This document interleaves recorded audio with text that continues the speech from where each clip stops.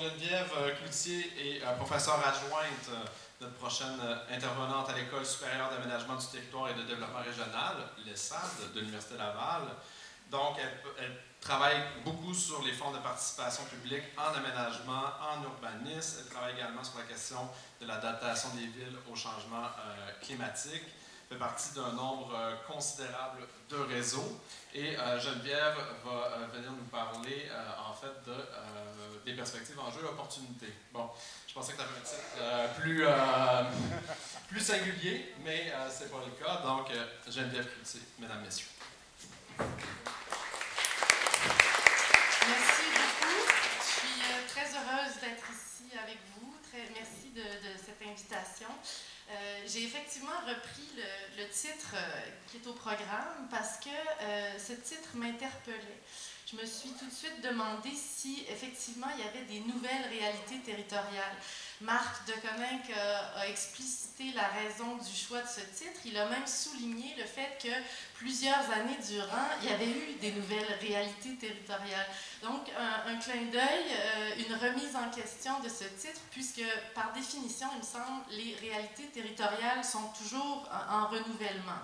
Maintenant, je suis d'accord par ailleurs qu'il y a des nouveaux rapports en lien avec les territoires, avec le territoire, des nouvelles idéologies aussi de gestion qu'on essaye d'appliquer avec ce balancier qui nous amène à renouveler nos pratiques de gestion vers la centralisation ou la décentralisation. Je trouve ça très intéressant.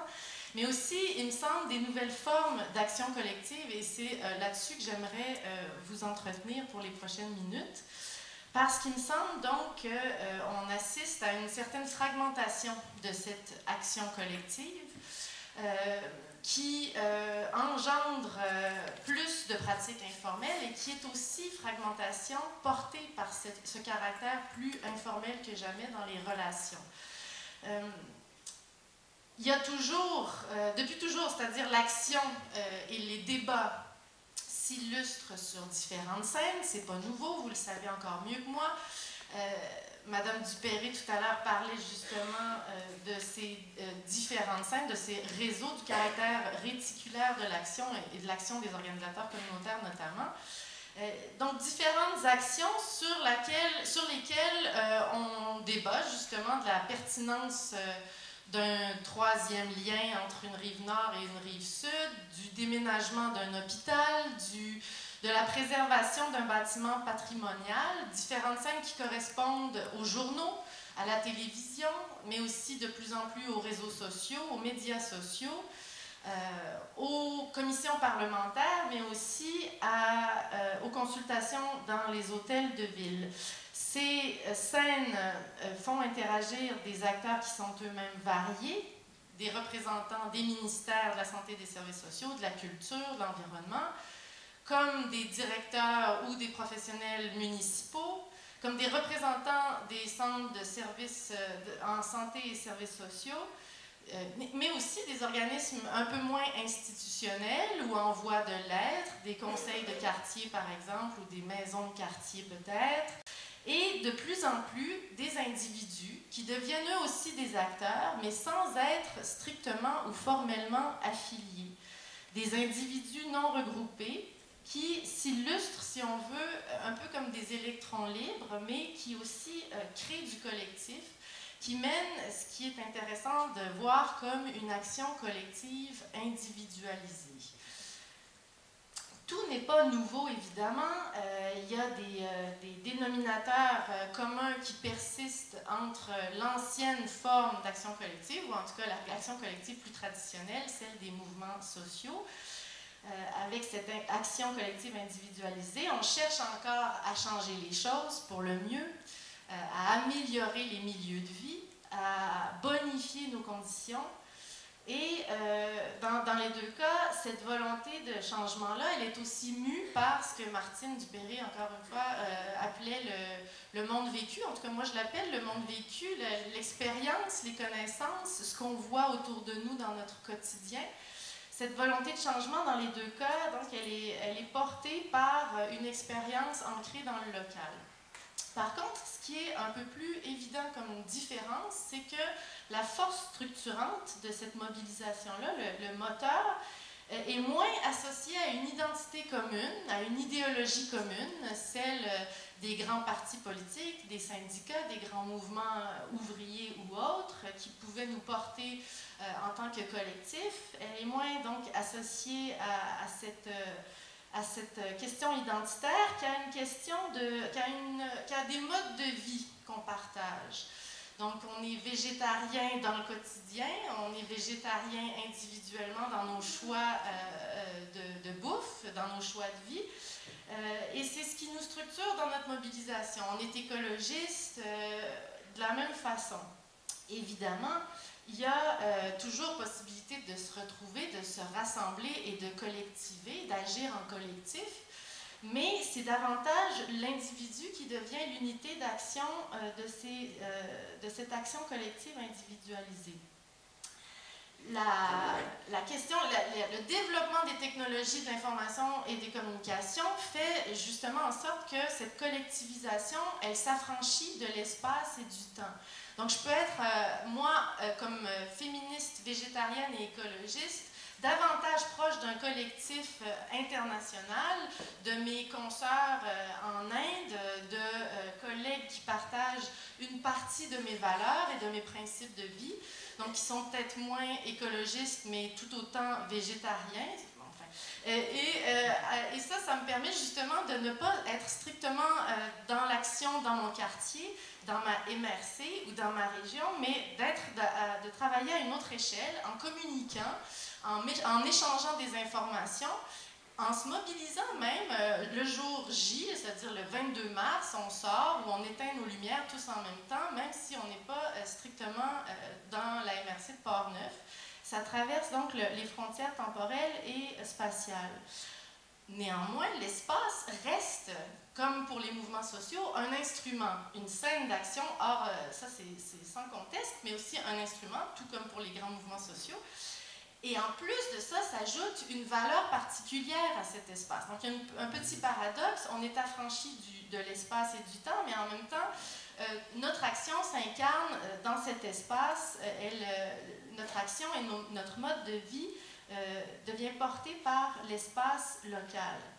Les actions de ces mouvements collectifs individualisés, elles sont donc visibles et elles sont de plus en plus informelles. Ben, en tout cas, c'est comme ça que je l'aborde, de façon plus informelle, de façon plus ponctuelle aussi, plus événementielle, des gestes que l'on pose directement sur le territoire, moins dans une perspective de contester ouvertement et avec un certain caractère politisé que pour démontrer ce qui pourrait être fait. On s'indigne de la négligence d'un terrain dans le quartier, on trouve qu'il pourrait y avoir plus de verdure, des fleurs, plutôt que de contester lors des consultations publiques le mardi soir, on décide qu'on va planter nous-mêmes les fleurs, qu'on va par là dénoncer le fait qu'il n'y a rien qui se passe, que cet espace se dévalorise, mais qu'en plus, il n'y a pas grand-chose. C'est-à-dire que les actions qu'on pourrait mener sont relativement simples, elles ne prennent pas tellement de moyens et elles font toute une différence. Il y a un transfert donc du registre délibératif vers un registre plus actif, parce qu'en plus, c'est en phase avec nos modes de vie, ça nous donne l'impression qu'on peut changer les choses, qu'on peut faire la différence. Si la machine, le système, ce qu'on voit comme une énorme patate de bureaucratie n'arrive pas à faire avancer les choses, faisons-le nous-mêmes.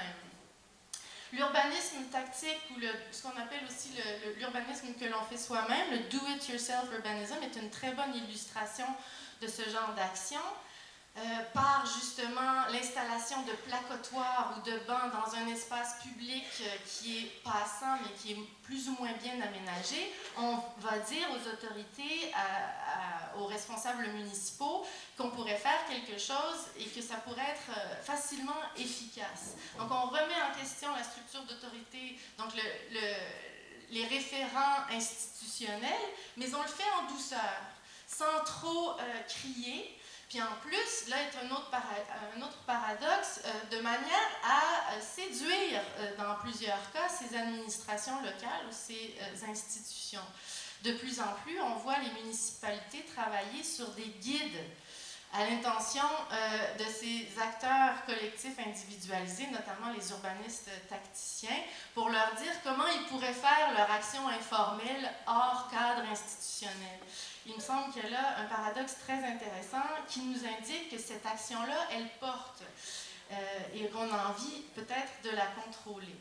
Donc, autrement dit, ces nouvelles formes d'action collective, elles m'amènent à constater avec plaisir et optimisme qu'il y a une persistance de l'action collective, que le besoin de s'engager dans un projet à l'échelle locale, territoriale, spatiale, persiste, ne disparaît pas avec l'optimisation ou la centralisation, et qu'en plus, le territoire ou l'espace persiste lui aussi dans sa valeur et dans ses qualités, qu'il devient même il redevient, pourrait-on dire, un vecteur de socialisation et peut-être de repolitisation.